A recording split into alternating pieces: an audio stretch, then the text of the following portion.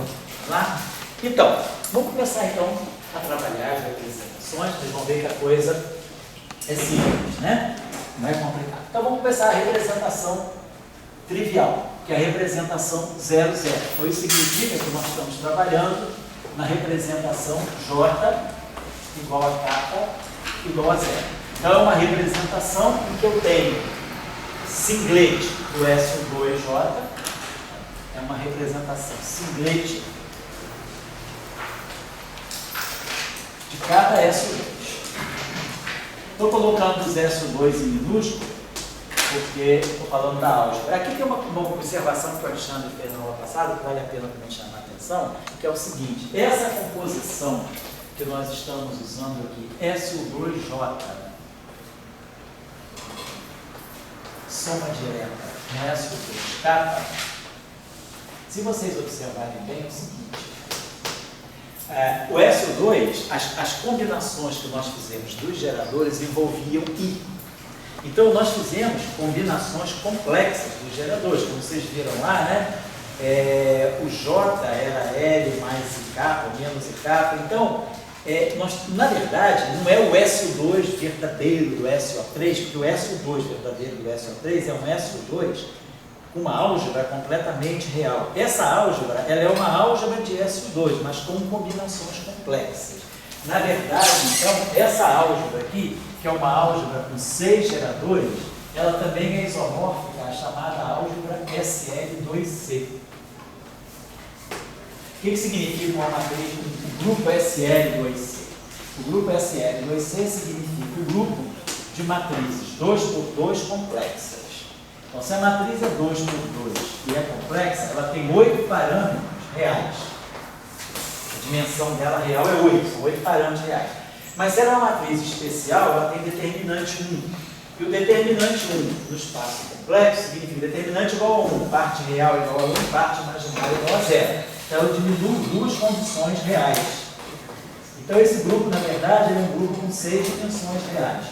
E é o que tem aqui. Eu tenho 3 mais 3 aqui. Então, na verdade, o correto dizer é que o grupo de Lorentz SO com 3, ele é localmente isomórfico ao SL2C.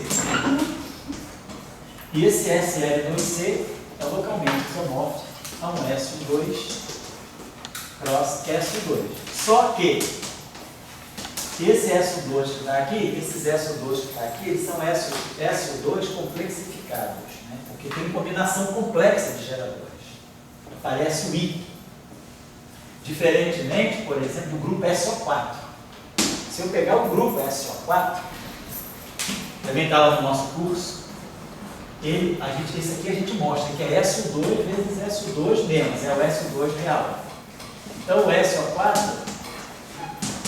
a gente vai ver que isso tem uma consequência. No caso do grupo de Lorentz, a representação, esses dois grupos têm a mesma coisa, a mesma estrutura, J, K, é tudo igual. A diferença é que no grupo de Lorentz, a representação meio zero complexo conjugado não é equivalente a ela mesma. Não é. Ela é equivalente a outra representação, 0,5.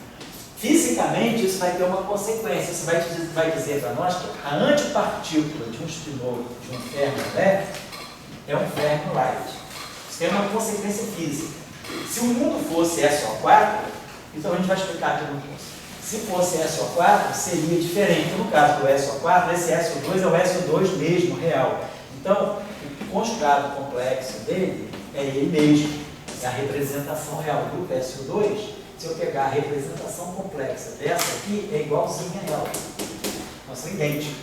Então, para esse, no mundo euclidiano, nós não temos distinção entre partícula e antipartícula. Seria uma coisa desse tipo. Como nós vivemos num espaço de Minkowski, então nós temos uma distinção entre partícula e antipartícula. Então, isso tudo grupo de estresse. Então, eu só estou chamando a atenção de vocês, porque em muito material que está escrito, vocês vão poder encontrar muitas vezes uma referência ao SL2C. Mas nada mais nada menos. O SL2C, a álgebra de SL2C, é justamente isso que nós fizemos aqui. É a soma direta de duas álgebras de SO2, onde os geradores de SO2 são ligados desse modo. Quer dizer, aqueles geradores dos boosts, né?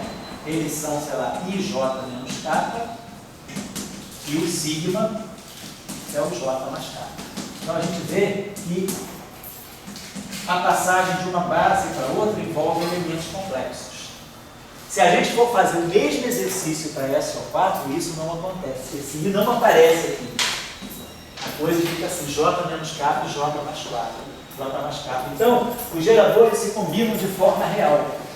Então, eu não tenho uma álgebra SO2 com combinações complexificadas. A diferença do espaço limítrofe é essa. Aqui aparece esse I. E esse I vai fazer uma diferença fundamental e é muito importante para a física que nós fazemos. No sentido de que a partícula e a antipartícula são objetos distintos. Só estou chamando a atenção. Mas ao longo do curso, ao longo das nossas discussões, quando a gente falar aqui da eletrodinâmica clássica, né, do campo de Dirac, nós vamos falar sobre isso. A vantagem também desse formalismo que eu estou passando para vocês é a seguinte, só para poder também a pessoa saber para onde está caminhando. Muitas vezes, né, a pessoa diz, pô, mas eu vou fazer matéria condensada, eu vou fazer mecânica estatística, eu não preciso da física relativística para trabalhar. Só que esse método que a gente usa no grupo de Lorenz, ele é bom porque te permite construir qualquer eletrodinâmica. Se você falar assim, bom, eu quero construir as equações de Maxwell para descrever partículas com spin 3 e carregadas. Como é que fica o fenômeno eletromagnético se a origem da carga está no spin 3? Você tem essa formulação que te permite escrever. Então essa formulação é boa porque ela é universal. Então nesse sentido a coisa é boa. E hoje em dia a gente sabe que na matéria condensada mesmo, por exemplo, né, nós estamos estudando muitos fenômenos que são fenômenos análogos. Para estudar o grafeno, o que a gente tem que fazer é a equação do Dirac. Para estudar spin, efeito Hall de spin, o que a gente tem que estudar é também a equação de Dirac com campos topológicos. Então, a gente está caminhando para uma situação em que a formulação relativística é muito importante. Claro que o elétron no sólido não é um elétron relativista, mas a relação de dispersão dele é exatamente a relação de dispersão da relatividade restrita. No grafeno, a energia do elétron no grafeno é proporcional, assim, à velocidade de Fermi. Então a relação de dispersão é algo desse tipo. Vou botar aqui, P vezes a velocidade de Fermi. Na relatividade especial é PC. Aqui, quem substitui a velocidade da luz é a velocidade, é um parâmetro, a velocidade Fermi, que é aproximadamente C sobre 300. Mas você pode fazer toda uma física simulando a relatividade, substituindo C por PE. Então a equação de Dirac ela é uma equação, a equação do elétron é uma equação que não é quadrática na relação entre energia e momento. Não é igual a T2. É proporcional a P. Então, isso significa que a energia e o momento estão em pé de igualdade. Então, isso é como se fosse uma formulação relativista. Na física galileana, não. A energia é T2. Então, se a gente faz o princípio da correspondência, isso aqui é IH cortado DDT. E isso aqui é laplaciano. Então, as derivadas espaciais são de segunda ordem, mas as derivadas temporais de primeira ordem. Isso aí quebra claramente a relatividade, porque eu estou distinguindo o tempo do espaço. Com a equação, com uma relação de dispersão linear, então eu tenho DDT aqui, e aqui eu tenho gradiente. Então, as derivadas temporais e as derivadas espaciais, elas aparecem na mesma ordem. Então, isso aí está indicando que deva ter algum tipo de covariância que é tipo relativista. Só que a velocidade não é a da luz. A velocidade é um parâmetro fixo lá do material, que é a velocidade de Fermi daquele material. Então, a gente é levado a escrever, por exemplo, a tratar os elétrons do grafeno como elétrons descritos pela equação de Dirac, e não elétrons descritos pela equação de Pauli, que é não relativista. Então, muitas vezes esse formalismo é bom, porque ele se joga, ele se adapta. Se a gente quiser, por exemplo, escrever supercondutividade numa teoria de Chern-Simons, a gente vai usar essa formulação também, que é a formulação geral, é a formulação covariante. Ela te permite generalizar. Então você consegue ter uma formulação que é o mais universal possível. Por isso que a gente está insistindo nela no curso, porque aí a gente pode transitar de uma eletrodinâmica para outra usando essa formulação aí. E quando a gente precisar ir para o limite não relativístico, é só fazer PC muito menor do que a massa de repouso, e a gente cai no limite na hora de ter. Vamos lá, então, essa representação aqui tem dimensão 1, 2J mais 1, vezes 2K mais 1, é 1. Então, se essa representação tem dimensão 1, eu vou usar um campo que tem uma única componente. Vamos usar um campo escalar, que pode ser real ou complexo. A gente usa esse campo aqui. Então, esse campo aqui é um campo que é real ou complexo. A transformação de Lorentz dele, então, é trivial. Se J é igual a 0 e K é igual a 0, significa que eu estou no simplete. Toda representação, então, se eu estou na representação no SO2, o meu SO2J tem geradores zero. E o SO2K tem geradores zero. Quer dizer, a representação J é igual a 0 e a representação de todos os geradores são zerados. Então, se J é 0 e K é 0, então é claro que o LI é 0 e o sigma I também são 0. Então, é claro que o sigma 0I é 0 e o sigma IJ são 0. Ou seja, todos os geradores sigma I são 0. Então, se eu estou trabalhando na representação 0, 0, na representação escalar, os geradores do grupo de Lorentz são todos nulos. E aí, claro, essa relação de comutação é satisfeita. Sigma I, sigma kappa lambda, igual a I, eta de mi lambda, sigma de mi kappa, e mais o blá blá blá de sempre, né? Essa relação é trivialmente satisfeita, porque isso aqui vale 0, isso aqui vale 0, isso aqui vale 0. Então, o comutador de 0 com 0 é 0, 0 dos dois lados, então a relação é trivialmente satisfeita. Tudo bem. E a minha matriz do grupo de Lorentz, então, gerador, que a gente sabe escrever, que é a matriz que vai representar essa transformação, deverá ser uma matriz com essa estrutura exponencial, I sobre 2, parâmetros do grupo, matrizes geradores do grupo. Então, se todas as matrizes são 0, essa matriz aqui é a matriz de identidade. Então, é claro, se a matriz é identidade, então, aquela nossa relação filhinha de T', X', não tá. Quando eu escrever x' assim, é porque é x' mi, está no sentido do quadro vetor, tá? Não vou omitir o índice mi aqui. Então, a relação é, a matriz é a identidade e de x. Então, isso aqui caracteriza o campo escalar. X' mi, está aqui. Lambda mi, x'. Essa matriz lambda, eu sei quem é. Essa representação aqui, então está lá. X' mi é exponencial de I sobre 2, ômega kappa lambda, sigma kappa lambda, mi, x'. Então, vamos pegar aqui em forma infinitesimal. Então, isso aqui vai ficar. O primeiro termo é a identidade. Delta mi vezes x' dá x'. Segundo termo vai ficar I sobre 2. Primeiro termo da expansão, ômega kappa lambda. Matrizes geradores sigma kappa lambda, mi, x'. Mais termos de ordem superior que eu não vou escrever. Isso aqui é o x'. Então eu tenho que x' mi é x' mais. Então aqui, ó. Esse objeto aqui nós conhecemos. Isso aqui é I, delta mi kappa, eta lambda mi, menos eta kappa mi, delta mi lambda. Então, se eu agora jogo essa expressão aqui, I com I dá menos 1, né? Então, vai ficar aqui menos 1 meio. E aqui vai ficar ômega mi, e aqui menos ômega mi, que vai se juntar, vai acabar com o fator 2, vai ficar menos ômega mi, x', mais os termos de ordem superior, os termos de ordem ômega 2.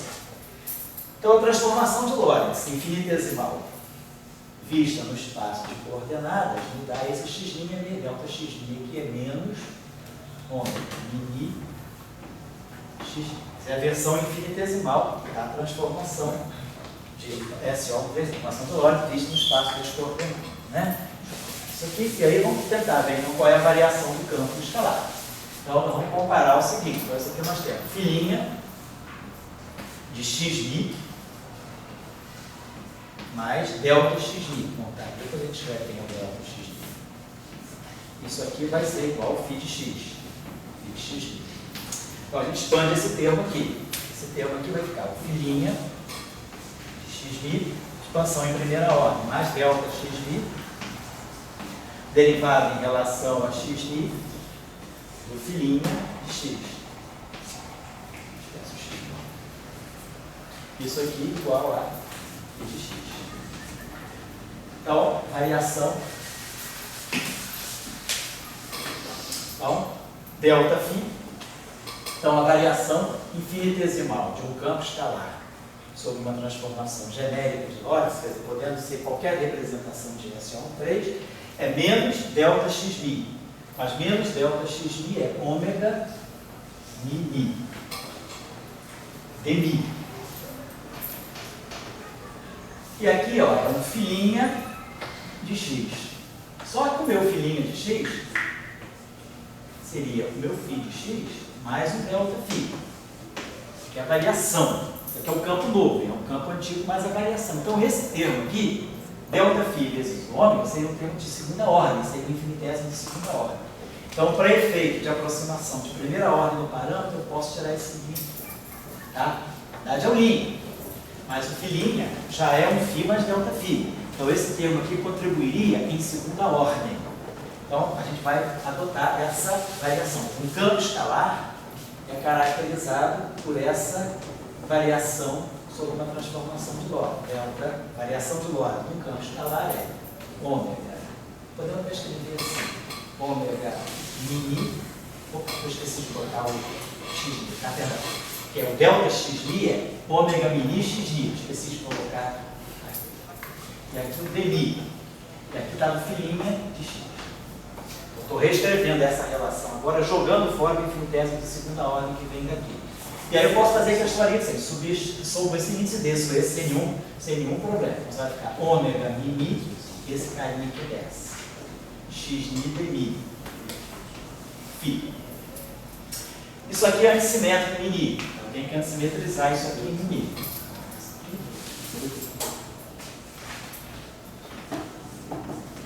Então isso aqui está me dando 1 meio de ômega mini. Posso antissimetrizar isso aqui. Xi dmi menos xi dmi. Atuando em fim. Então, aqui, né? Então a variação. Finalmente a gente pode escrever sobre essa forma.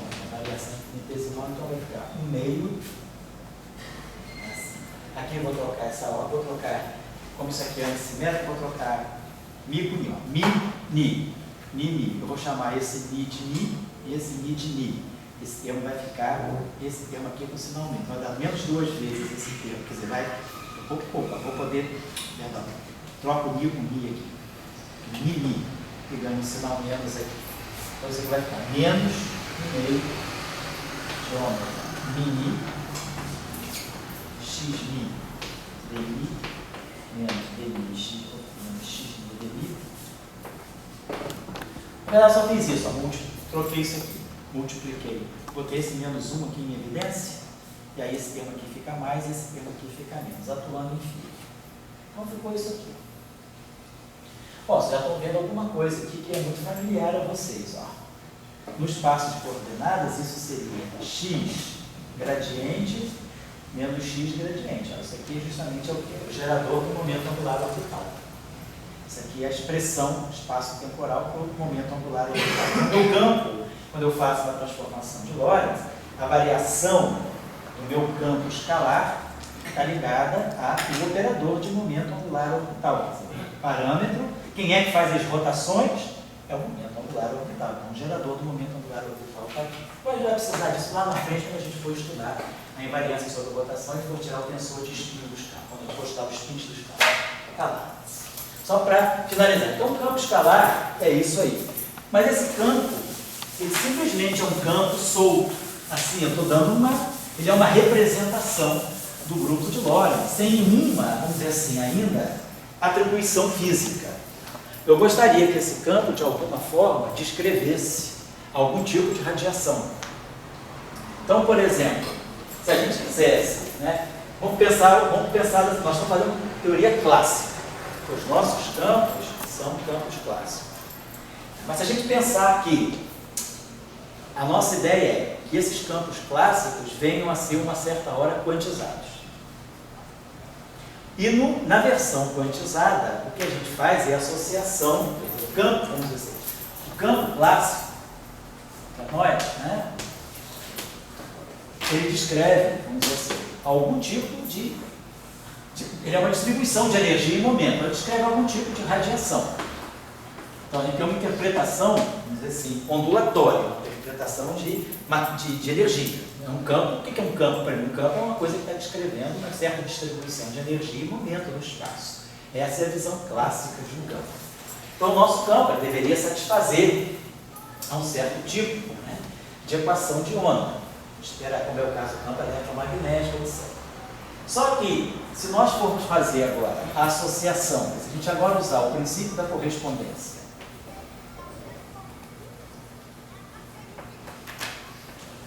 para fazer a associação entre radiação e partícula, a descrição de radiação e a descrição corpuscular, o que a gente espera é que o que para o campo clássico é uma, quer dizer, pela correspondência de de Broglie, né, quer dizer que a gente tem que o momento, né, a gente faz a associação de que o momento, o operador de momento, que para nós aqui é momento, para nós aqui a representação de partícula se torna o operador de gradiente. O que é energia para nós se torna a derivada temporal. Vai pensar dessa forma. Então, quando a gente for fazer a correspondência, aqui eu vou estar descrevendo alguma coisa que tem energia, que tem momento, mas que tem uma representação em partícula. Não estou falando o seguinte: se a gente pensar que o campo clássico, ele, em um certo momento, vai ser ligado, que descreve simplesmente uma radiação, mas que essa radiação pode ter um caráter quantizado, ter um quantum dessa radiação, e que o campo quantum dessa radiação vai descrever uma partícula, então, pelo princípio da correspondência, né, o que é a representação ondulatória, que é uma equação que tem gradientes, derivadas temporais, laplacianos, derivadas temporais, para nós, pelo princípio da correspondência, vai ser energia e momento da partícula. Então a gente vai pensar o seguinte: se eu quiser, eventualmente, desse lado aqui, descrever uma partícula relativista massiva, eu tenho essa relação aqui. Você vai descrever para mim uma partícula relativista massiva. Se isso aqui é a cinemática de uma partícula livre, né, relativista e massiva, pelo princípio da correspondência, eu vou pensar que essa energia aqui é, não sei que a gente até coloca o H cortado, vou colocar o H cortado aqui, tá? Então, isso aqui seria menos, né, H cortado ao quadrado, D2, DT2. Isso aqui se torna menos H cortado ao quadrado, C2, laplaciano. Isso aqui não tem nada de correspondência, porque é um K. Então eu posso pegar essa relação, dividir toda por C2 e por H cortado ao quadrado. Divido tudo por H cortado ao quadrado, C2, e jogo isso aqui para lá. Vai ficar lá, vai ficar menos, esse vem para cá. Então vai ficar menos 1, vai ficar 1 sobre C2, D2, DT2, que é esse termo que vem para cá. Menos laplaciano. Estou dividindo tudo por H cortado ao quadrado, C2. E aqui ficou M2, C4, sobre H cortado ao quadrado, C2. Então vai ficar M2, C2 sobre H cortado ao quadrado. Ou seja, MC sobre H cortado ao quadrado. Então, essa relação aqui, escrita, isso aqui seria igual a zero, vou colocar. Se eu fizer o princípio da correspondência, junto isso tudo nessa equação, isso aqui é um D'Alembertiano, vou pegar alguma coisa como se fosse D'Alembertiano, mais MC sobre H cortado ao quadrado, igual a zero. Claro que isso não faz o menor sentido. Essa é uma equação, isso aí é um operador diferencial, ele deveria estar atuando numa função. Então, o que a gente faz é isso, a gente imagina que esse campo escalar, ele vai ser sujeito a essa condição. Quando eu imponho essa condição em cima desse campo escalar, eu estou simplesmente dizendo que, como um campo de radiação, isso aqui claramente é uma equação de onda relativista. Quer dizer, se eu fizer uma transformação de Lorentz, φ' de x' é igual a φ de x. D'Alembertiano nós já mostramos em aulas anteriores, é o D'Alembertiano. Então, essa equação aqui, num referencial se lê assim, no outro referencial ela seria isso. Só que D'Alembertiano, e φ' de x' é φ de x, porque o campo é escalar. Então, essa equação é uma equação invariante, é uma equação escalar. É uma equação escalar para um campo escalar. Eu posso ter uma equação vetorial para um campo escalar. Eu posso pegar alguma coisa desse tipo, pegar assim, gradiente desse campo escalar, mais o D'Alembertiano, né, mais, poderia botar um outro termo aqui, D, botar aqui, por exemplo, mais um campo vetorial ali igual a zero. Então, isso aqui é uma equação vetorial para um campo escalar. Mas essa equação não, essa equação é uma equação escalar para um campo escalar. Então, essa equação aqui é uma equação de onda. Então, visto como campo de radiação, isso aqui é uma legítima equação de onda. Só que essa equação de onda já foi montada para que, numa versão em que a radiação seja quantizada e os quanta dessa radiação sejam partículas, essas partículas vão estar associadas a essa relação entre energia e momento. Então, a gente já monta, isso é o chamado campo de Klein-Gordon. Então, quando a gente coloca a equação de Klein-Gordon, na verdade, a declaração de Klein-Gordon é a declaração de que esse campo, numa versão de radiação quantizada, ele vai estar descrevendo partículas relativísticas com massa de repouso M, satisfazendo exatamente a relação cinemática. Então, essa aqui é a relação cinemática. É uma relação, quer dizer, o campo é livre, a partícula não está em interação, ela só tem cinemática, né? Está em movimento livre no espaço de Minkowski. Então, esse campo, como campo, é uma equação de onda. Essa equação aqui é 1 sobre C2, tá lá, 1 sobre C2, D2, D2, menos Laplaciano, mais isso aqui igual a zero. Então, é uma equação de onda. Se a massa, se esse M for zero, o que é isso aqui? Isso aqui é exatamente, se esse objeto aqui tem dimensão, se isso aqui é uma massa, esse objeto aqui é justamente o inverso do comprimento de onda de Compton, da partícula. Uma partícula de massa M, o comprimento de onda de Compton dela é justamente H cortado sobre MC. No caso do elétron, o comprimento de onda de Compton é H cortado, C é a massa do elétron, aqui você fica na faixa de 10 a menos 13 metros, 10 a menos 13 metros.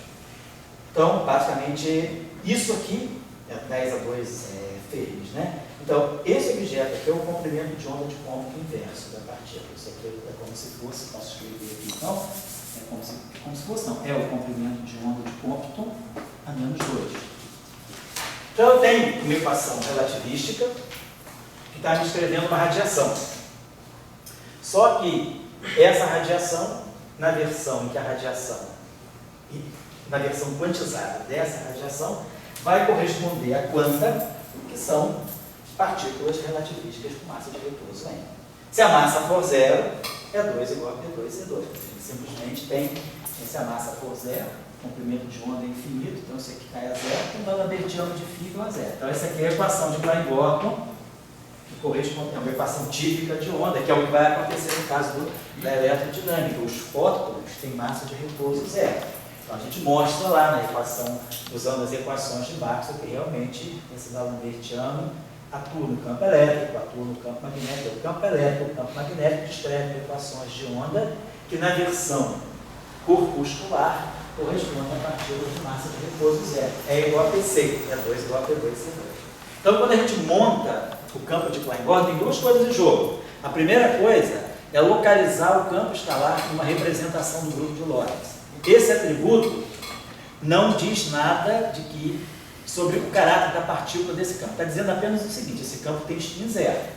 Aqui, do ponto de vista do SO3, como é tudo zero, os geradores sigma I, que são os geradores de SO3, são nulos. Então, ele está dizendo que essa partícula é uma partícula escalar. Ela está na representação trivial do grupo SO3. Então, o spin SO3 dela é zero. Mas, claro, aqui na versão relativística, eu tenho duas duas coisas, eu tenho J e tenho K. Nós vamos ver agora que esse aqui, na verdade, essa declaração aqui, isso é o spin relativístico. É o conjunto de dois números quânticos de SU2. Agora, nós vamos ver como esse objeto aqui pode acomodar os spins de SO3. Quer dizer, tem um SO3 embutido aqui. Isso aqui não é só SO3, isso aqui é o sigma, mas é o L também. E o sigma e o L estão entrelaçados, é porque a gente foi para uma base onde a gente separou L menos sigma e L mais sigma, como a gente viu aqui nas aulas de hoje, na aula de hoje. Então, aqui dentro eu tenho SO3 embutido. Eu tenho que saber limpar aqui onde é que está o spin no sentido não relativista. Estou falando de dois spins. Esse aqui seria a declaração do spin segundo o grupo de Lorentz. Mas aqui dentro tem um SO3, puramente espacial, que está associado aos sigmas. E aí, esse spin aqui é o spin que a gente vê no mundo não relativista, é o spin da mecânica quântica ordinária. Tá? Então, isso é o campo escalar. Então, nós impomos essa equação, porque a gente está dizendo, eu tenho um campo. Quer dizer, na nossa experiência, a gente sabe que um campo tem que satisfazer algum tipo de equação ondulatória. A gente espera que esse campo propague algum tipo de informação. Então, a informação que eu estou dando desse campo, ele satisfaz uma equação de onda, mas eu quero que no limite corpuscular, na interpretação de partícula, ele venha descrever uma partícula massiva. Quer dizer, o quanto dessa radiação seja um quanto massivo. Então, eu coloquei essa relação, botei o dedão aqui, enfiei aqui o princípio da correspondência, ganhei um objeto diferencial e falei, então meu campo, eu vou botar esse objeto diferencial em cima desse campo escalar. E aí eu montei uma equação escalar para o campo escalar. Então isso aqui é o que a gente chama de equação de Planck-Gauss. Esse campo pode ser real ou pode ser complexo. Então vamos ver que se ele for complexo, ele pode descrever, tem potencialidade de descrever também a carga elétrica. Nesse momento que eu estou dizendo desse campo, estou dando duas apenas informações. E essa equação aqui me diz que ele tem massa M, e o fato de ele estar na representação 0, 0, me diz que esse é um campo escalar, ele tem spin 0. Então eu tenho essas duas declarações sobre o que esse campo pode estar descrevendo futuramente, uma partícula massiva com spin 0. Ela não tem nenhuma informação sobre outros números quânticos. Por exemplo, será que isso aí tem cor? Pode ser algum tipo de quarto escalar? Será que isso aí tem carga eletromagnética? Então a gente depois vai ver quais são as simetrias que a gente vai jogando em cima desse campo, que vão descrevendo outras possíveis interações que ele possa ter. Nesse momento aqui, simplesmente está descrevendo massa e spin, só isso. Tá bom? Vamos em frente agora para a primeira representação não trivial.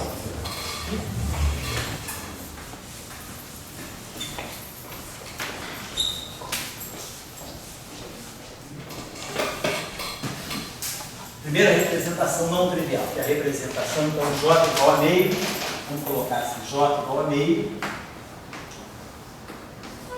K igual a 0. Então, vou fazendo isso aqui separadamente, né? Eu sei cada J e cada K. Então, eu estou trabalhando com essa representação aqui do grupo de Lorentz. J meio 0. Vamos lá. Se eu estou na representação meio, então eu sei quem são os meus geradores J, né? Eu sei que na representação meio de SO2, os geradores J nada mais são do que as matrizes de Pauli sobre 2. Isso aqui me garante que, isso aqui me diz automaticamente, isso aqui está me dizendo a dimensão. A dimensão dessa representação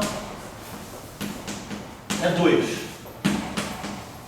Essa representação tem dimensão 2, esse J tem dimensão 2 e esse K tem dimensão 1. Então, essa representação no final do dia, 2 vezes 1, que é 2. Então, é uma representação bidimensional. Então, ela tem que ser representada por matrizes 2 por 2. No setor meio, então, eu já sei que esse aqui é o J, isso aqui é o K. Então, eu sei que JJ tem que ser IY. E sei que KK tem que ser IYK. E sei que J e K comutam. Como isso aqui é 0, então isso aqui significa que os K são 0. Então essa relação já está representada. K igual a 0. Eu já sei que os K aí são nulos, como no caso anterior. Só que agora os J não são 0. Por quê? Qual é a representação 2 por 2 que fecha essa álgebra? Já sabemos que as álgebra JJ e YJ, que fecha, no caso, 2 por 2, são as matrizes de Pauli sobre 2. Então eu sei quem é capa e sei quem é J. Então, então, aí, Alexandre, por gentileza, me lembra aí. LI é o quê? LI é I, né? Acho que era menos I. I, J menos K, podemos ver? Diz aí. Eu acho que era menos I. Em função de quê? De J e K? Isso, falando de J e K. É I, J, I mais K. I, J, I, menos K aí, não, depois a gente não consertou isso. Não. Era na primeira, na segunda só bota menos para a segunda na independente. Isso, Mas o I é menos, é mais. I é mais I. Então é I, J menos K. Obrigado, vamos lá. Olha isso aí, né? I, J menos K. Então J menos K. Então é I, sigma I sobre 2. Então esses são os geradores dos boostes de Lorentz. E as rotações, Alexandre, volta lá. E o sigma I, J mais K. JI mais KI. Então sigma I sobre 2. Então eu já estou começando a saber como é que esse objeto se transforma sobre boost e sobre rotação. Então tudo bidimensional. Então eu sei LI sem sigma I. LI é o sigma 0I. Então eu sei quem são os geradores das transformações de boost. E esses caras aqui são sigma I, é isso mesmo, né, Alexandre? É um meio, esse é isso mesmo, um meio de epsilon I J kappa, sigma J kappa, é isso mesmo? A relação é essa, né? Sigma I, eu acho que sigma I J é epsilon I J kappa, sigma kappa, a gente inverte essa relação ganha o fator meio, é isso mesmo. Então tá bom, então eu conheço esses boosts aqui, eu conheço esses geradores, e conheço esses geradores aqui. Então o que eu sei é o seguinte, um boost, então eu sei que os boosts ao longo do eixo dos x, y e z são gerados por essas matrizes aqui, I sigma I sobre 2. Sei, por exemplo, que uma rotação em torno do eixo do x, que é uma rotação, então vamos dizer, uma rotação no plano, em torno do eixo do x, no plano YZ, que é uma rotação no plano, é o sigma 2, 3. Sigma 2, 3 vai ser, sigma, então sigma x aqui, ó, se eu quiser igual a 1, então isso aqui é sigma x. 1, 2, 3 e 3, 2, vai cancelar. Então o sigma 2, 3 vai ser sigma x sobre 2. Então, se eu fizer uma rotação em torno do eixo do x, ou seja, uma rotação no plano YZ, o gerador é esse cara. Se eu fizer uma rotação em torno do eixo dos y, então, em torno do eixo dos y, eu vou pegar aqui o plano ZX. Então, isso aqui vai ser 3, 1, 3, 1. Então, só pode ser 2. Então, isso aqui vai ficar. Então, uma rotação no sentido trigonométrico no plano ZX vai ter como gerador sigma y sobre 2. E se eu fizer uma rotação no plano XY, uma rotação em torno do eixo dos eixos, então, se eu pegar aqui XY, tá, YX, aqui é o 3. 3, 1, 2, 3, 2, 1. É o sigma Z sobre 2. Eu acho que não tem C sobre 2, você tem um meio ali. Né? Oi? Aqui? É. Deveria ter, sabe por quê? Porque eu vou somar duas configurações aqui. Eu vou ter, ó, 1, 2, 3, 2, 3. 1, 3, 2, 3, 2. Mas o 2, 3 é menos o 3, 2. Aí cancela esse 2, certo? Deveria ter. Tá? Obrigado, mas pode falar mesmo. Eu acho que tem um 2, tá? Beleza, então eu sei todos os geradores. Então, se eu quiser fazer, como é que essa representação? Quem é esse objeto? Esse objeto. Então, esse objeto aqui, a gente começar a entender o que está acontecendo. Eu estou tentando fazer assim, do zero para vocês. Não estou dizendo nada que isso aí tem x meio, não estou dizendo nada que isso aí é um ferro, não estou apenas dizendo o seguinte, eu estou trabalhando a representação meio zero do grupo de Lorentz. Então, está aqui, representação meio zero, a construção.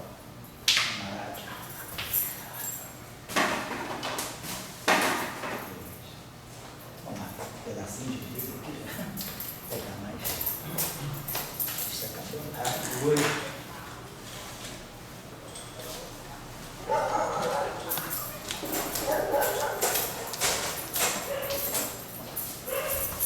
Então, eu estava falando aqui, a gente está construindo a representação meio zero. Então, acertamos os geradores. Então, por exemplo, esse objeto tem dimensão 2. Então, eu vou representar esse objeto por uma função psi alfa de Tx, de x'mi.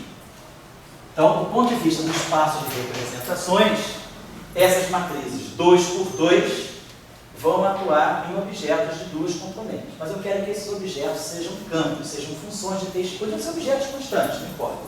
Basta que sejam vetores com duas componentes. Eu vou supor que eles têm uma dependência. Esse alfa vai de 1 a 2, porque a dimensão dessa representação é 2. Então, tá. Então, eu sei que o padrão dessa transformação vai ser isso. Qualquer transformação de Lorentz vai pegar esse objeto aqui e vai me levar por uma transformação. Vou chamar assim. Vou botar SO13. Transformação qualquer do grupo, né? SO13. Vai pegar esse objeto e vai me trazer um psi alfa' de x'. Então, vai ter que ter aqui uma matriz M alfa beta, psi beta de x. Esse é o padrão da transformação. Minha questão é determinar quem é essa matriz. Essa matriz agora eu já sei quem é.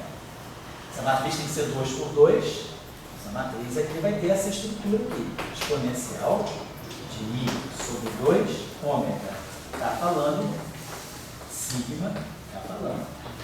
Onde esse sigma, kappa lambda estão todos aqui. Qualquer transformação especial que eu quiser fazer, eu sei quem é o sigma correspondente. Então, lá, tem uma matriz 2 por 2, isso aqui é 2 por 2, então essa exponencial toda é 2 por 2, é essa matriz que está em jogo aqui, ou seja, tem meus geradores sigma, kappa lambda. Então eu tenho sigma 01, sigma 02, sigma 03, sigma 2, sigma 23, sigma 31, elemento alfa beta. Esse elemento de matriz, né, essa matriz aqui, eu vou determinar esses elementos de matriz, eu já sei quem são esses geradores, eu conheço qualquer um deles. Isso aqui é uma matriz de pau. Então, se eu quiser pegar, por exemplo, sei lá, o sigma, fazer uma rotação em torno do eixo dos y. Então, uma rotação em torno do eixo dos y é uma rotação no plano zx. Então, é o sigma 32. Então, isso aqui me faz uma rotação em torno do eixo dos y. Sigma 32. É esse y, 2, 3, né? Esse sigma x sobre a rotação em torno do eixo dos y, perdão. Isso aqui é sigma x, é 1, 2, 3, 2, 3, 1, está certo. 3, 1, 2, está certo. Então, uma rotação em torno do eixo dos y é uma rotação no plano zx. Tá? Isso aqui é uma rotação em torno do eixo dos y. Elemento alfa beta. Então, muito bem, é só pegar essa matriz sigma 3, 1, que é o sigma y sobre 2. Então, essa matriz aqui nada mais é do que o meio de 0 menos i de 0. Por exemplo, se eu quiser fazer um boost, se eu quiser saber como é que esse objeto que está nessa representação se transforma se eu fizer um boost ao longo do eixo dos eixos. Vou pegar o sigma 03. Tem o sigma 03. Sigma 03 está aqui. É o I de sigma z sobre 2. Então, essa matriz aqui, posso botar aqui I sobre 2 em evidência, né? Então, 1, 0, 0, menos 1. Essa matriz aqui me faz uma rotação em torno do eixo. Aí, faz um boost ao longo do eixo. Assim vai, eu escolho a transformação de Lorentz que eu quiser. Então, pode estar aqui. Então, só para a gente ter uma ideia, né? Então, vamos pegar esse objeto aí, essa função psi alfa, e vamos fazer, por exemplo, um boost ao longo do eixo do x. Então, se eu quiser fazer um boost ao longo do boost, ao longo do eixo do x. Nós já sabemos, então, né, que o boost ao longo do eixo do x é o parâmetro, é o gerador sigma 01. E nessa representação é I sigma x sobre 2. É isso aqui. I sigma x sobre 2. Então, na verdade, o que eu vou ter que fazer é exponencial. Então, boost em torno do eixo, boost ao longo do eixo do x. Então, eu vou ter exponencial de I sobre 2. A estrutura é essa aqui, ômega kappa lambda, sigma kappa lambda. Então, se eu tenho um boost ao longo do eixo do x, eu tenho ômega 0,1, sigma 0,1, ômega 1,0, sigma 1,0. Todos os outros parâmetros são 0. Um boost ao longo do eixo do x, ele só envolve esse parâmetro. Ômega 1,0 é igual a menos ômega 1,0, que é igual, sei lá, vamos chamar isso aqui de um certo... Isso aqui vai estar relacionado, a gente já sabe qual é a relação disso com a velocidade. A gente sabe que a tangente hiperbólica desse ômega 0,1 é a velocidade do referencial ao longo do eixo do x sobre 2. A gente já tinha velocidade ao longo do eixo do x. Tá? A gente já tinha feito essa associação. Nós, quando fizemos as transformações de Lorentz lá, nós já tínhamos identificado que os geradores dos boosts estavam ligados às velocidades relativas entre os observadores através dessa relação de tangente hiperbólica. Para não ficar carregando esse ômega 0,1 toda a vida, eu vou chamar esse ômega 0,1. Vou chamar isso aqui de V, só para. Chama de V. Ômega 0,1 é V. Então, a tangente hiperbólica vai ficar V igual a X. Vou chamar esse ômega 0,1 de A. Então, a tangente hiperbólica de A, que é o ômega 0,1, é a velocidade. Na verdade, é o V sobre C, perdão, né? Isso aqui tem que estar em menos 1 mais 1. Então, era essa associação que a gente fazia. A tangente hiperbólica de ômega 0i era o VI sobre C. Então, o que eu tenho que fazer é pegar essa exponencial aqui, vai ficar. O ômega 0,1 só vai contribuir 0,1, 0,1, 0,0. Os dois vão se somar. Então, no final do dia, a matriz que eu tenho que exponenciar é essa matriz aqui. Exponencial de I, ômega 0,1, que eu vou chamar de A, e a matriz sigma x sobre 2. O I está aqui. E a matriz é I sigma x sobre 2. Então esse I com esse I vai dar menos 1. Vai ficar menos A sobre 2 sigma x. Certo? Tudo ok? Ó. I sobre 2 está aqui. Aí vai aparecer ômega 0,1 sigma 0,1 mais ômega 1,0 sigma 1,0. Vai dar duas vezes ômega 0,1 que é A vezes sigma 0,1. Então esse 2 cancela esse 2 e aí fica I. Agora, quem é o ômega 0,1? É I sigma x sobre 2. Então, esse I com esse I dá menos 1, o A fica no lugar dele, e esse 2 que estava aqui no sigma x sobre 2 eu trago para cá, esse sigma x. Então, isso aqui é a matriz que vai me dizer como esse objeto muda se eu faço um boost. Quer dizer, um boost ao longo do eixo do x, a gente já sabe, faz isso com as coordenadas. CT' é igual a gama, CT menos beta x. X' é igual a gama, x menos beta CT. Y' igual a y, Z' igual a Z. Então, essa é essa transformação de Lorentz atuando nas coordenadas espaço-temporais. É o efeito de um boost no espaço-tempo. Já sabemos fazer isso. Um boost ao longo do eixo do x faz isso. Esse mesmo boost faz o Q em cima daquele psi. Faz isso aqui. Então, é isso aqui que nós temos que calcular.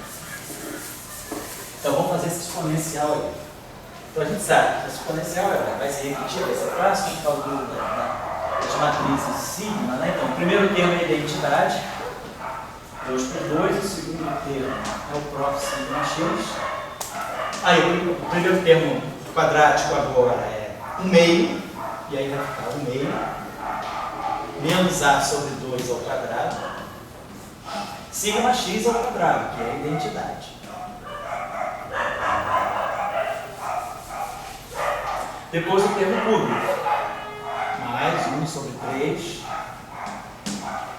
menos A sobre 3, A sobre 2 é a terceira, aí o cubo de sigma x é o próprio sigma x. A quarta potência de sigma x, de novo, é a identidade. E assim vai. Então, as potências pares vão estar ligadas com a identidade e as potências ímpares com a matriz sigma. Então a gente já viu daqui o seguinte: se eu pegar a identidade aqui, com essa identidade aqui, com essa identidade aqui, eu estou fazendo a série do cosseno hiperbólico de menos A sobre 2. A série do cosseno hiperbólico, né? O cosseno hiperbólico de x, né? É 1. Aí o termo derivado do cosseno é seno, a seno é 0, a derivada do seno é cosseno, que dá mais 1 meio de x2, depois dá mais 1 sobre 4 fatorial x4. Então, isso aqui é justamente a série do cosseno hiperbólico de menos A sobre 2, que é par, cosseno hiperbólico de A sobre 2. Então, isso aqui vai ficar cosseno hiperbólico de A sobre 2 vezes a matriz identidade. E na série do sigma x,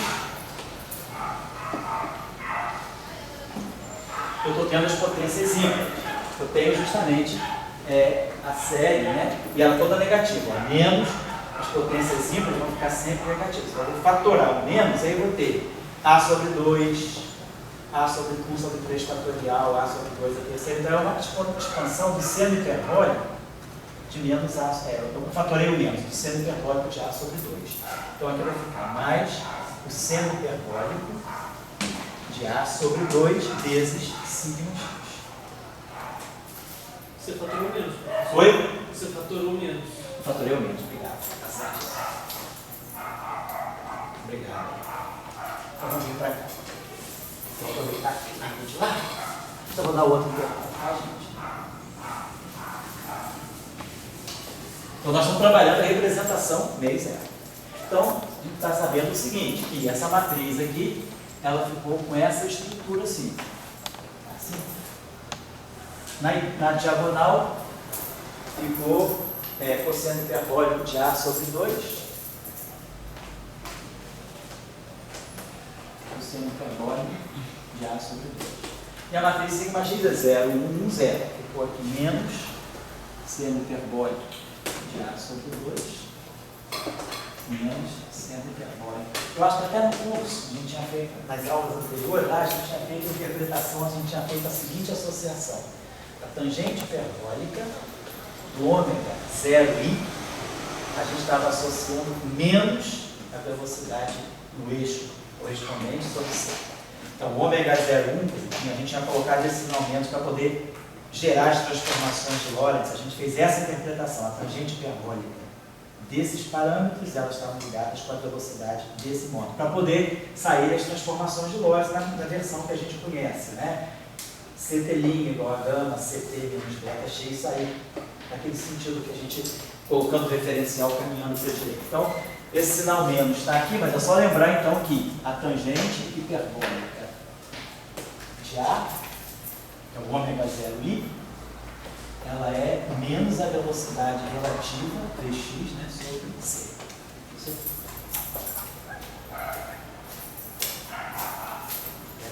é sobre c, tá legal.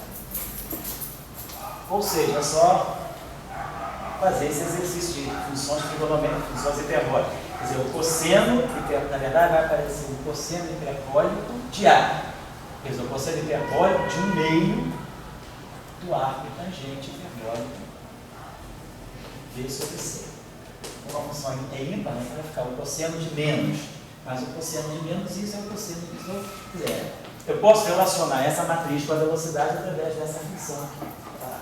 E isso aqui é a matriz. Então, eu sei que o meu psi1' de T', psi1' de x' vai ser cosseno hiperbólico de A sobre 2, psi1 de x, né? Menos seno hiperbólico de A sobre 2, psi2 de x. E a mesma coisa de forma completar, psi2' de x. Então eu sei exatamente como se transforma esse objeto. Então, do ponto de vista dos boosts, eu posso fazer qualquer boost, x, y, z. Eu sei como é que esse objeto se transforma. Quer dizer, quando um vetor, quando um quadrivetor, vamos chamar de VI, tem componentes V0, V, sofre essa transformação, né? V'0 igual a gama, V0 menos beta Vx, V' x igual a gama Vx menos beta V0, V' y igual a Vy, Vz igual a Z. Então, quando um vetor, um quadrivetor, sofre essa transformação, seja momento linear, seja quadrivelocidade, não importa. Qualquer quadrivetor com esse boost sofre essas transformações. Esse objeto sofre transformações bastante diferentes, né? Esses cossenos não com V sobre C. Aqui está aparecendo sempre beta. Aqui está aparecendo o cosseno hiperbólico do meio do arco tangente hiperbólico. Então, esse objeto sofre transformação. Mas aí você pode fazer esse exercício. Os meninos prodígios do Ceará, no segundo ano, no primeiro ano do ensino médio, podem calcular o cosseno hiperbólico da metade do arco tangente hiperbólico beta. Não de cabeça? Não? Mas você sabe fazer, né? Então, você traz para nós esse exercício de funções trigonométricas, como expressar o seno em função do arco metade. Bela trigonometria. Muito bem, vamos apagar isso aqui eu posso apagar. Muito bem, isso já me deu uma posição. Eu sei como esse objeto se transforma sobre bustes. Vamos ver como é que esse objeto agora se transforma sobre rotações. Vamos fazer uma rotação em torno, sei lá, do eixo dos ex. Uma rotação no plano XY. Não, no plano do eixo dos ex é fácil, porque essa matriz é a matriz de sempre. Vamos fazer uma rotação no plano YZ. No plano 2, 3, né? Uma rotação em torno do eixo do X. Então vamos fazer uma rotação. Agora a transformação de Lorentz vai ser uma rotação de um ângulo θ, no sentido trigonométrico, vamos colocar assim, né? De um ângulo θ, no plano YZ. Uma rotação em torno do eixo do X. Então, uma rotação, a gente já tinha definido isso. A rotação, ela é as transformações de Lorentz. Os bustes, né, especificam uma rotação, plano de rotação. Então, uma rotação no plano YZ é uma rotação 2, 3. Então, essa rotação 2, 3, ela tem parâmetro sigma x sobre 2.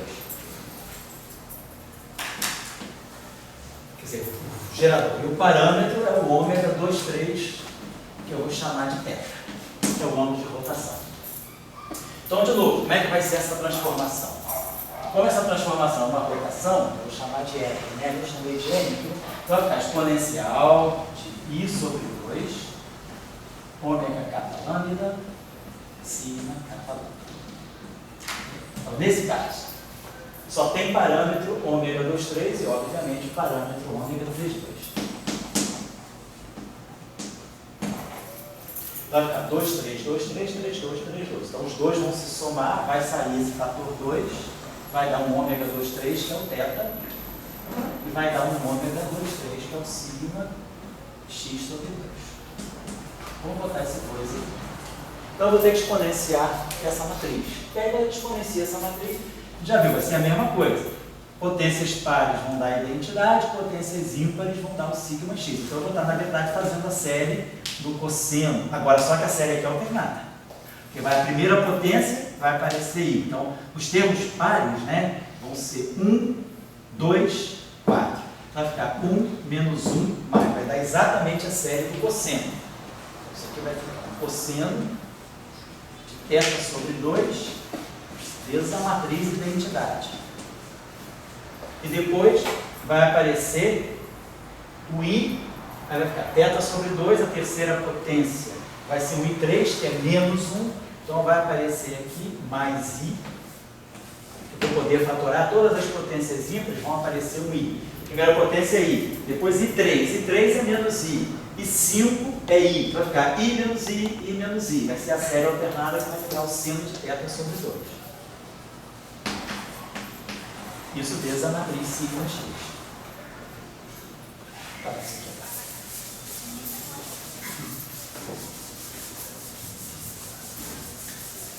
Então, essa matriz aqui está dando para nós assim,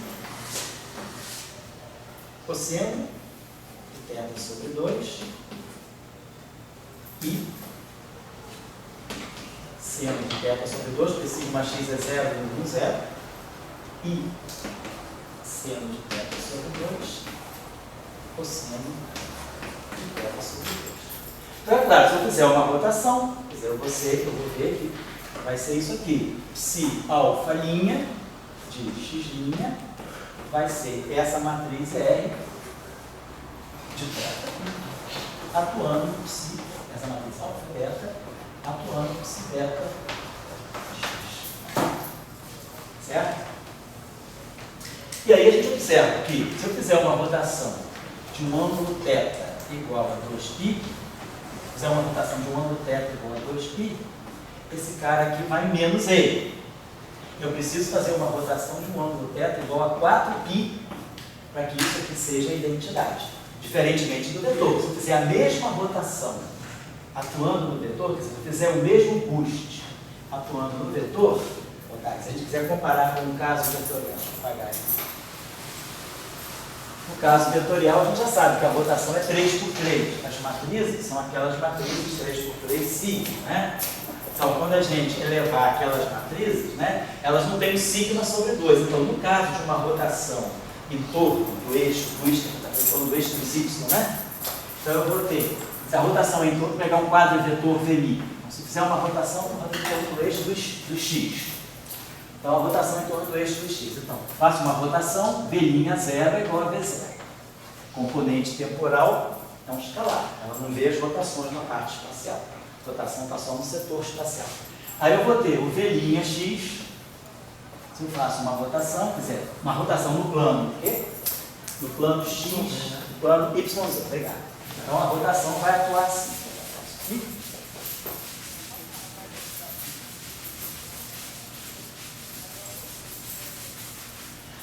Então, a rotação no plano YZ vai me dar o seguinte: V'x, V'y, V'z.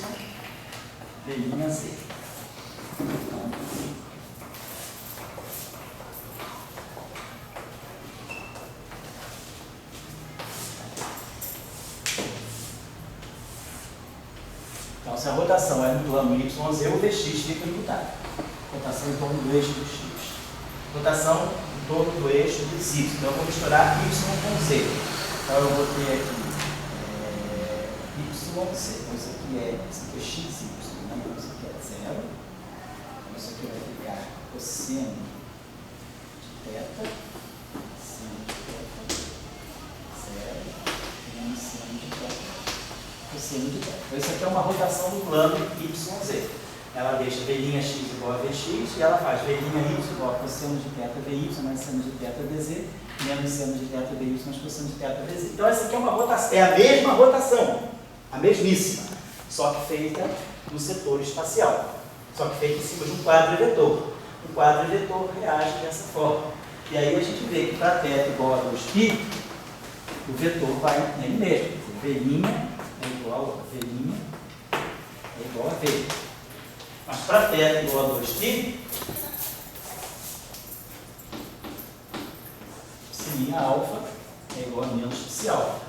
Então, esse objeto, ele, quando o vetor roda de 2π e volta em si próprio, ele é refletido.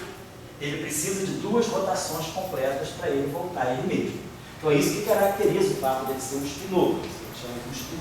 Então, essa representação é uma representação caracterizada por quê?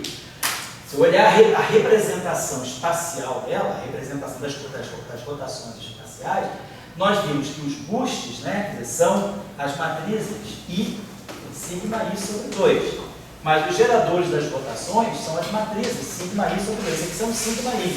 Então nós já conhecemos do grupo SO3 que esse objeto aqui, a menos do H cortado, obviamente que não existe ainda para nós, isso aqui são os geradores, né, das rotações do setor de espinho.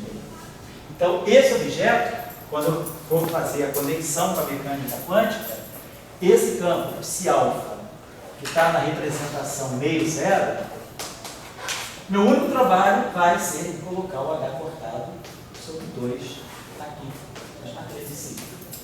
Vai colocar o H cortado, que o 2 já está lá. Então, esse cara aqui, ele já vai ser um campo que já está totalmente já recortado, preparado para ser o spin meio.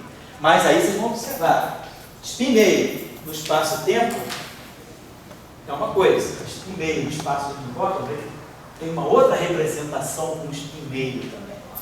Então, quando a gente fala de um spin meio aqui no nosso mundo, que spin meio é esse do ponto de vista da relatividade especial? Então, só para finalizar, essa representação meio zero é a representação de dimensão 2. Então, nessa representação aqui, por decreto nós chamamos, depois nós vamos entender até porquê, mas esses spinores aqui é a representação que a gente chama de spinores de Weyl.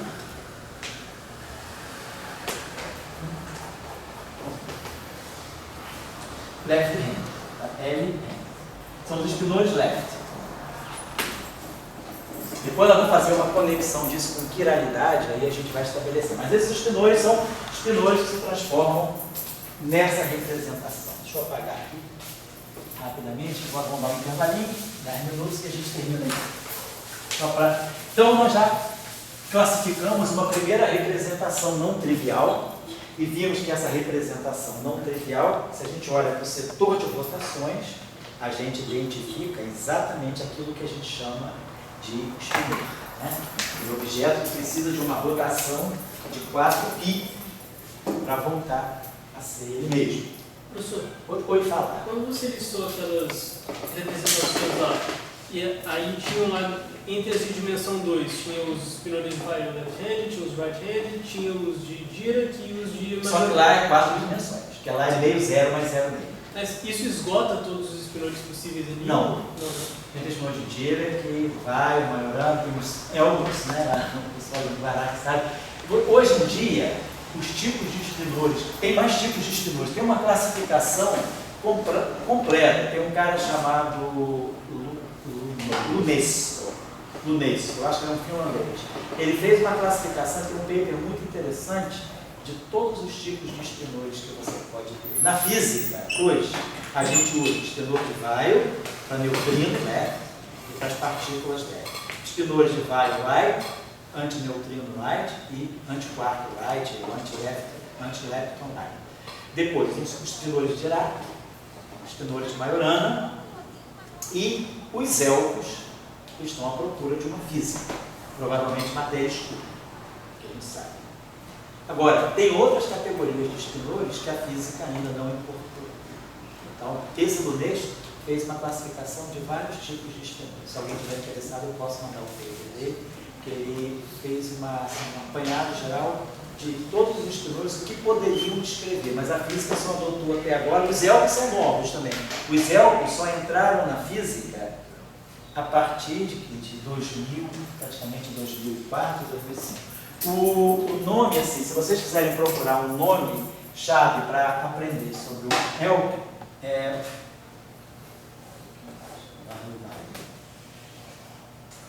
Mas em princípio existe uma quantidade infinita de tipos de espinores, né? Existe. Aqui no Brasil tem o Roldão, da Rocha, da UFABC, e o Júlio Hoff, lá de Guará, que vai estar até aqui numa banca mês que vem, se Deus quiser. Já deu até um mini curso aqui. O Roldão e o Júlio, aqui no Brasil, são as pessoas que estão encabeçando o movimento dos elfos. O Roldão tem um livro. Oi? O Roldão tem um livro. Tem até um livro já sobre isso. Ele fez a tese de doutorado dele um pouco em cima disso. E tem o Arlo Valia, que é um indiano radicado na Nova Zelândia. Ele até passou um tempo aqui no Brasil, passou trabalhando uns anos aí no americano. O Arlo Valia, junto com o Grumiller, Daniel Grumiller. Daniel.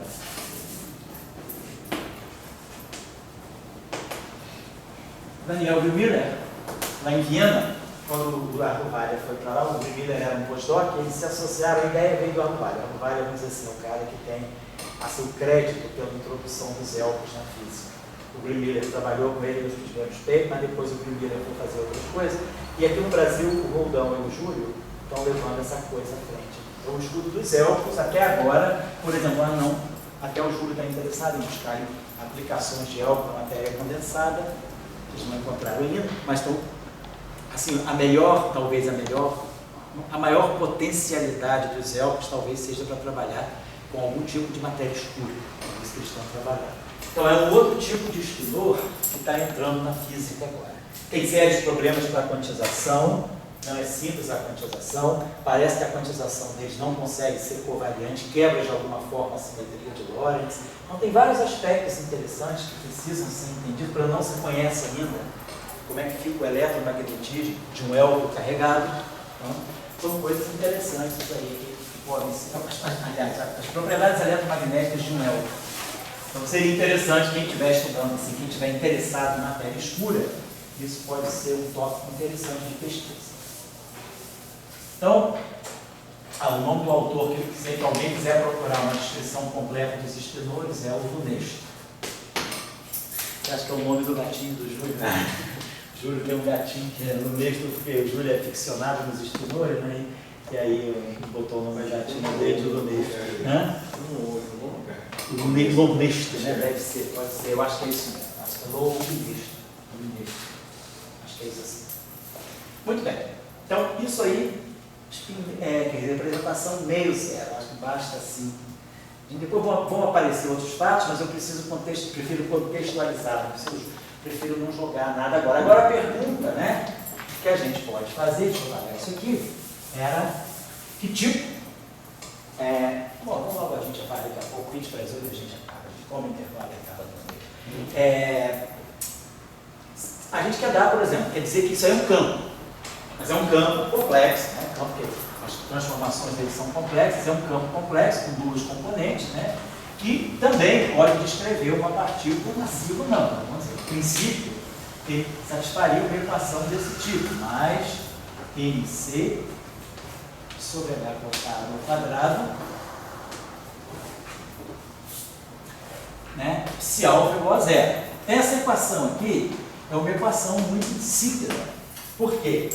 Ela não está misturando as duas componentes, ela está dizendo que cada componente satisfaz essa equação. Então está dizendo que o objeto como um todo deve estar descrevendo na versão corpuscular a relação de dispersão que caracteriza uma partícula com massa de repouso não nula. Tá? Essa relação aqui, essa equação, se esse objeto satisfaz essa equação aqui está dizendo isso na versão corpuscular. Se a partícula tiver massa zero, nós estamos dizendo que o D'Alembertiano disso é zero. Mas seria interessante eu procurar uma descrição, porque se esse objeto agora é um objeto que não tem duas componentes, seria interessante que essa equação, a equação típica desse objeto, de uma certa maneira, misturasse essas duas componentes. Eu gostaria de ter uma equação de onda que tivesse aqui um operador, claro, que vai depender das derivadas temporais, das derivadas espaciais, mas que esse operador tivesse uma característica desse tipo. O alfa beta, si beta, igual a zero. Eu gostaria de estar descrevendo uma propagação, porque, vamos pensar bem, se uma partícula tem spin no meio, a gente não espera, se ela se propaga no espaço-tempo, uma partícula se propagando, relativisticamente falando, se o spin, né, se a gente olha para o spin dessa partícula é um quadro vetor,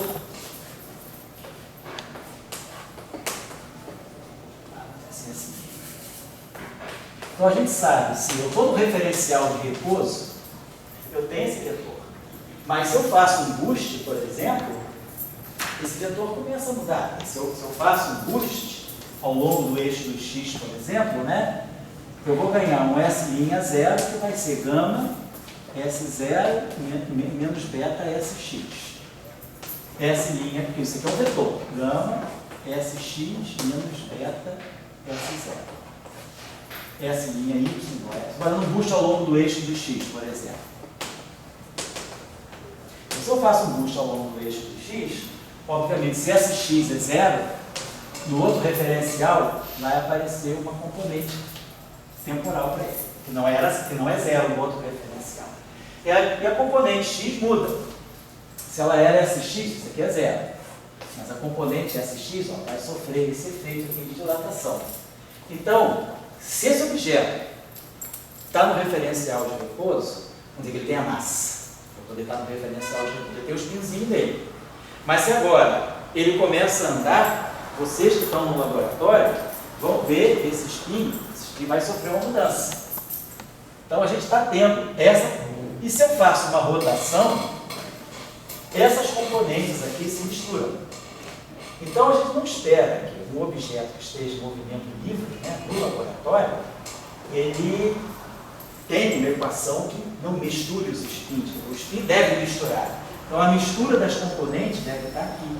Então eu preciso de uma equação de onda que não seja aquela ali. Aquela ali tem que ser satisfeita para dar a relação cinemática entre energia, momento e massa. Mas eu devo ter uma relação que vai expressar a dinâmica, ou vamos dizer assim, nesse caso, né, a cinemática do spin. De alguma maneira, essa equação tem que misturar as componentes do campo, né, para eu poder ter a dinâmica, alguma propriedade do spin. Esse campo não vai se propagar com cada componente sem se misturar. Então, a gente vai ter que procurar, depois nós vamos ver isso, qual é a equação adequada Além essa equação tem que acontecer também, mas deve ter uma equação mais primordial, que vai me dar alguma informação cinemática sobre o spin, porque essa equação aqui está me dizendo qual é a relação entre energia e momento cada massa. Mas esse objeto tem spin meio. Então eu devo ter uma equação para o spin também. Essa equação aqui não é a equação para o spin, ela não mistura as componentes, ela trata como se fossem dois escalares desacoplados. Mas um spin meio, com duas componentes, não é equivalente a dois escalares desacoplados. A gente sabe que a gente precisa de uma dinâmica para o spin. Então a gente vai buscar uma